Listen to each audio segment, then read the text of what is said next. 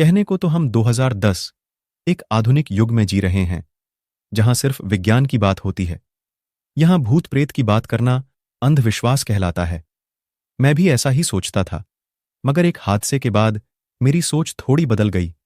जून की गर्मी के कारण सबका जीना मुहाल था।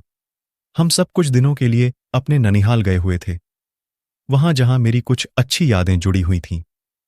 मगर इस बार ऐसा नहीं था। मैंने जो देखा उस पर मुझे विश्वास नहीं हुआ। गांव में एक कटे सर के आदमी के दिखने की अफवाह थी, पर हम इन बातों पर विश्वास नहीं करते थे।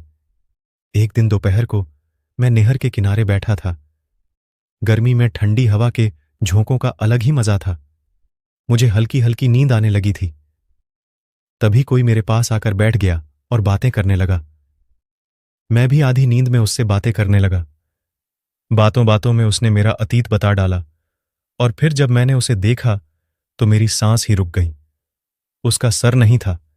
एक पल में मेरी सारी नींद उड़ गई और वो आदमी भी गायब हो गया। मैं वहां से भागकर सीधा घर आ गया। उस दिन मेरी तबीयत भी खराब हो गई। जो मैंने देखा शायद वो मेरा सपना भी हो सकता है, क्योंकि मैं आधी नींद में था।